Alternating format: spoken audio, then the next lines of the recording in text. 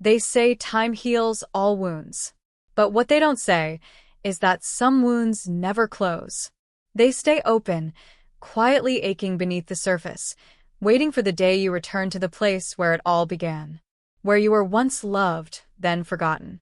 There's a silence that follows abandonment, not the peaceful kind.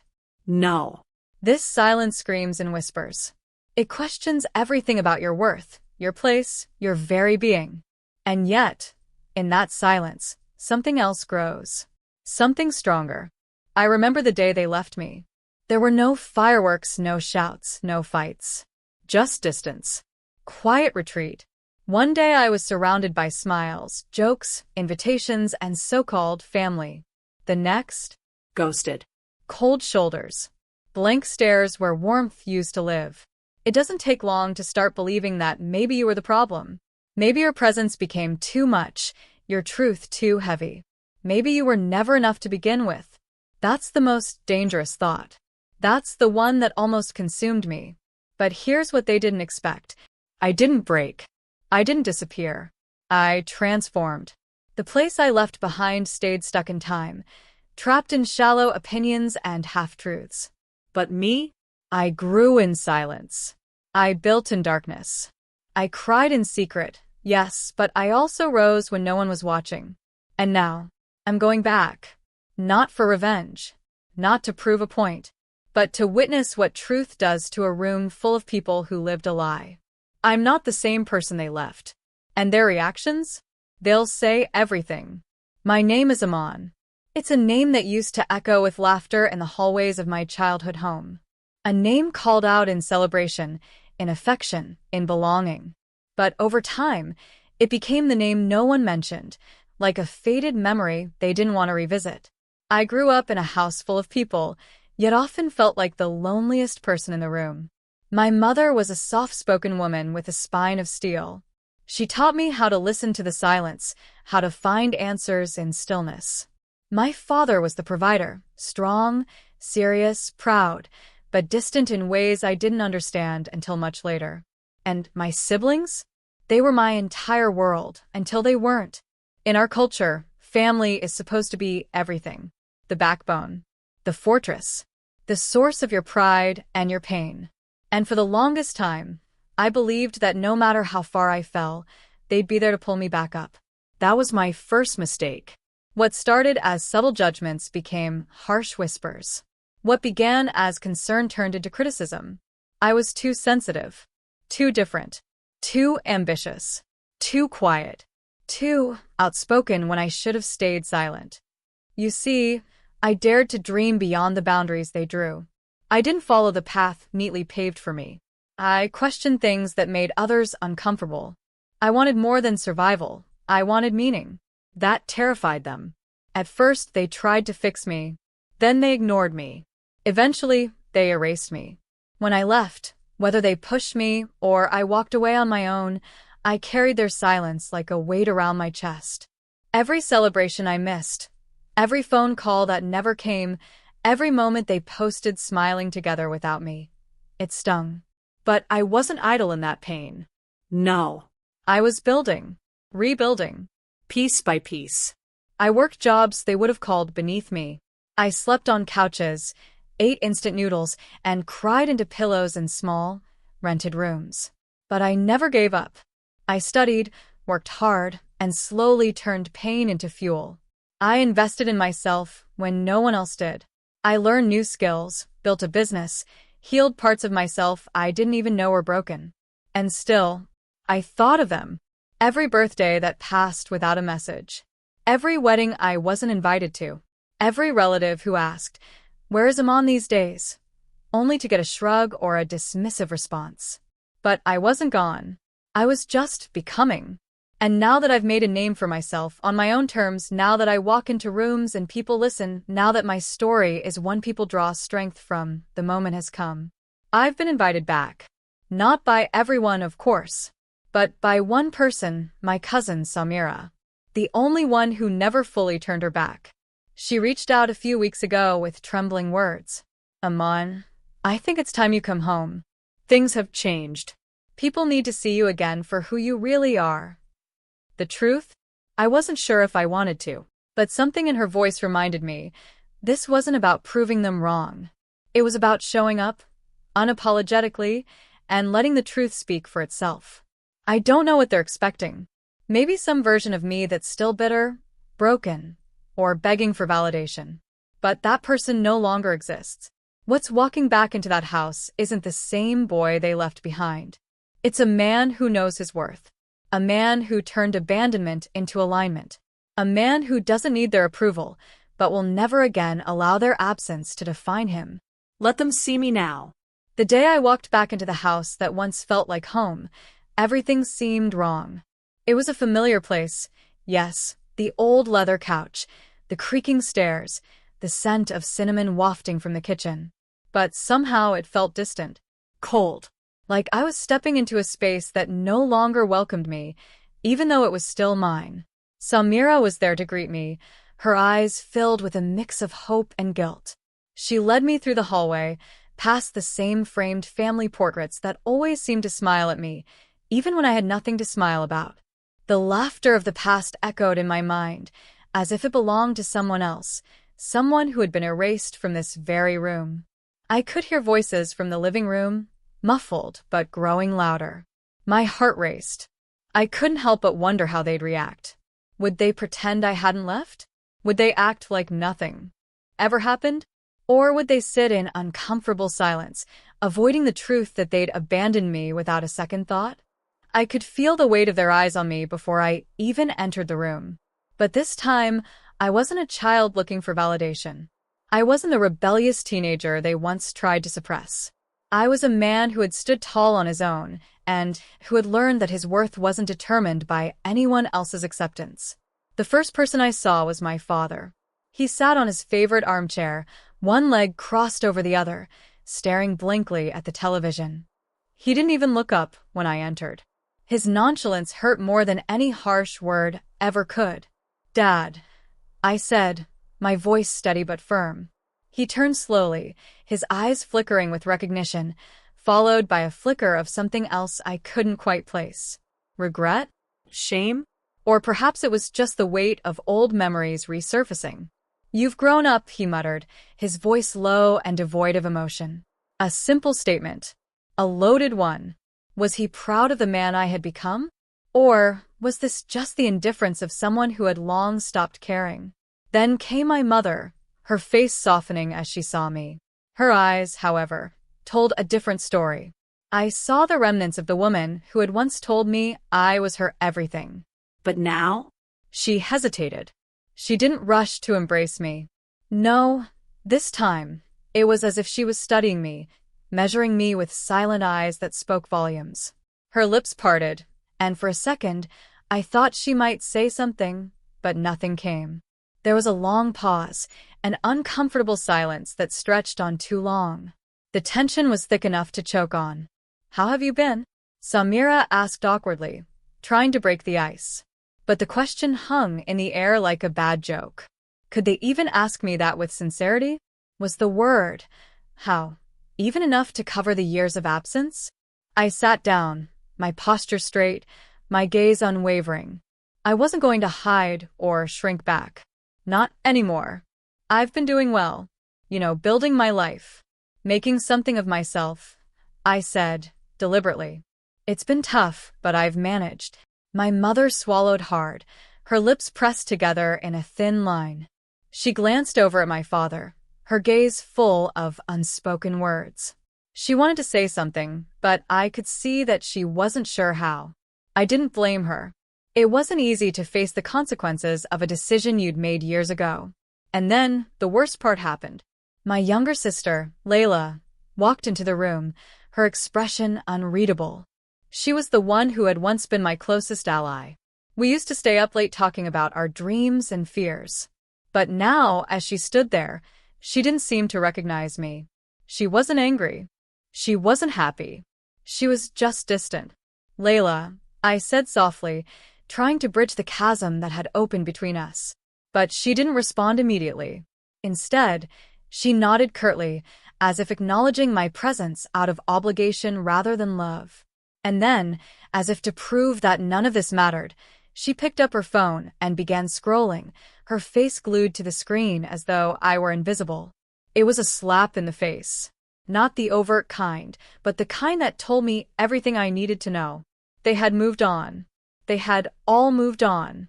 It felt as though a wall was slowly closing in around me, and no matter how much I wanted to scream, to ask why, to demand answers, the words wouldn't come.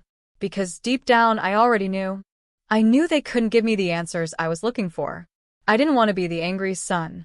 I didn't want to demand an apology for the years of absence. But it was impossible not to feel the weight of their neglect.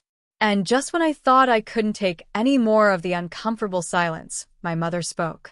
Her voice was fragile, broken. "I'm sorry, Aman," she whispered, her words barely audible. "I don't know what happened. We just drifted apart." For a moment, I was speechless. My mind was racing and my chest tightened. Was this it? Was this all I was going to get?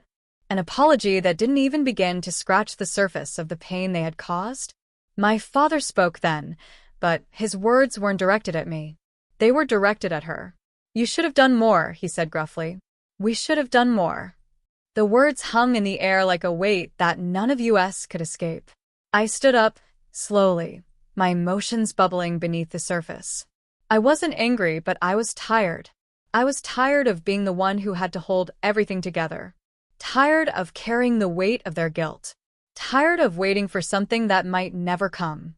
"I didn't come here for an apology," I said, my voice calm but firm. "I came here because I've learned to live without all of you. And it's not because I wanted to. It's because you never gave me a choice." The room fell silent once again. But this time it was different. This time, the silence wasn't filled with bitterness. It wasn't filled with anger or resentment. It was filled with the kind of truth that hurts to acknowledge, but once said, it sets you free.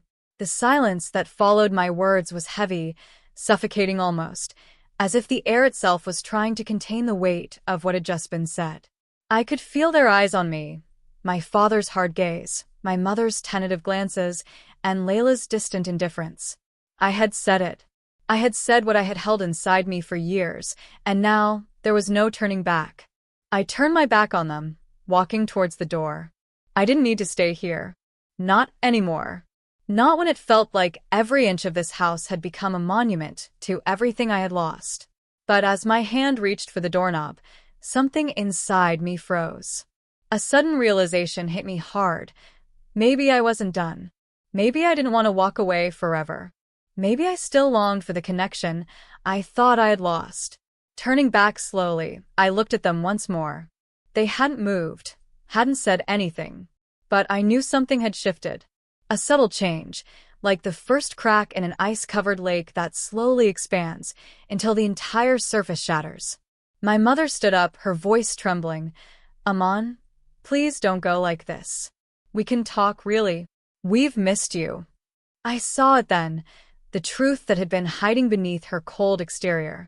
The guilt, the regret, the yearning for reconciliation. But I couldn't decide if that was enough. Was it enough to undo the years of silence? To heal the wounds left by their abandonment? Layla finally looked up from her phone, her expression softer now. She took a step toward me, her voice a whisper. "I didn't want to act like this. I don't know how to fix it, but I'm sorry."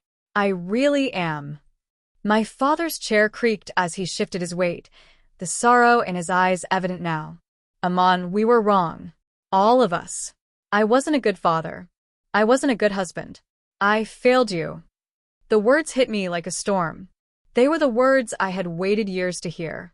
They were the words I had yearned for, desperate for some validation that I wasn't just the one who had fallen short, that I wasn't the only one to blame. But then something unexpected happened. I felt an overwhelming calm wash over me. It was like the anger I had been carrying all these years had simply evaporated. I wasn't angry anymore. The truth, painful as it was, had freed me. I realized that I wasn't here for their apology. I wasn't here to fix them or to heal our past. I was here for me, to reclaim the power I had given away when I had walked out of this house so many years ago. I've spent so much time waiting for something that might never come, I said softly, my voice steady. But the truth is, I've learned to live without you. I've built my own life. I've found peace, and I don't need you to fix me. I'm already whole. There was a brief pause, a moment of shock. Maybe they hadn't expected me to say that. Maybe they thought their apologies would be enough to erase the years of hurt. But I wasn't the same person I had been when I left. I was stronger, more resilient, and above all, I was no longer waiting for them to save me. But I do want something, I continued, my eyes meeting each of theirs in turn. I want us to stop pretending. I want us to stop pretending like everything is fine. Like we haven't all been walking around with these walls between us. I could see them absorbing my words, each one of them processing what I'd said. My father cleared his throat, his voice hoarse. You're right. We've been pretending. We've been hiding from the truth for too long. Then let's stop, I said firmly. We don't have to be a perfect family, but we can be real with each other. I don't expect you to be the parents I wanted. I don't need you to be perfect. I just need you to be here, authentically, honestly. My mother's eyes welled up, and she took a hesitant step toward me, as if afraid I might pull away. But I didn't. I stood my ground. This was the moment I had been waiting for, not for some magical reunion, but for the truth to be out in the open. Aman, she whispered, her voice breaking. I'm so sorry. I've failed you in so many ways. But I never stopped loving you. I didn't know how to fix things. I know, I said, my heart softening despite myself. And I forgive you. There was something incredibly powerful in that moment. The words, I forgive you, weren't just a release for them. They were a release for me. The burden of anger and resentment that I had carried for so long, the years of feeling abandoned, began to slip away. I wasn't holding on to the past anymore. I was ready to let go. I forgive you, too, my father said quietly, his voice filled with emotion. And then, to my surprise, Layla stepped forward, her eyes sincere. I'm sorry for acting like I didn't care. I thought I was protecting myself, but I wasn't. I was just scared. I didn't know how to be a sister to you anymore. I reached out, placing a hand on her shoulder, giving her a gentle squeeze. We'll figure it out, one day at a time. For the first time in years, I felt the cracks begin to mend. Not all at once, but in small, deliberate steps. The pain didn't vanish, but the healing had begun. We weren't a perfect family, and I didn't expect us to be. But for the first time, I felt like we could be real with each other, free from the walls we had built. As I stood up to leave, my mother hugged me tightly. Come back soon, Aman. Please. Let's keep working on this. I nodded, knowing that the road ahead wouldn't be easy. But we had made a start. And sometimes, that's all you need, a starting point.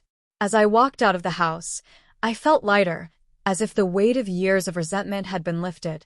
I didn't need them to be everything I had imagined they could be. I didn't need them to fix everything. I just needed them to be present, to be human, to acknowledge the past and move forward together. I had walked out all those years ago, thinking that I had nothing left to lose. But now I realized that I had everything to gain. I wasn't just reclaiming my family. I was reclaiming myself. As I drove away from the house, the weight of everything that had just happened seemed to settle within me. The echoes of my family's words, their apologies, their confessions, lingered in the air, but they no longer felt like chains binding me to the past. They were simply words, and words alone could not define who I was anymore. I had learned that forgiveness wasn't about erasing the past. It wasn't about making everything right again. Forgiveness was about releasing the hold that the past had over me. It was about letting go of the bitterness, the anger, the hurt, and creating space for something new, something lighter, something freer. And as I reflected on the journey that had led me here, I realized something even more profound. Sometimes, the greatest battles we fight aren't with the people around us. They're with the versions of ourselves we carry, the person we used to be, the person we wish we could be, the person we're afraid we might become. The hardest part of healing isn't forgiving others, it's forgiving yourself. What would you do if you realized that the power to move forward has always been within you? If the key to unlocking your future is simply letting go of what no longer serves you, I don't know where my journey will take me next, but I know one thing for sure. I'm ready. I'm ready to walk into the unknown, free from the chains of my past. I'm ready to embrace whatever comes, knowing that the person I am today is more than enough. So, I ask you, what's holding you back? What's keeping you from releasing the weight of your past and stepping into the life you deserve? Sometimes, all it takes is one moment, one decision, to change everything. Will you choose to step forward, or will you stay behind? The choice is yours.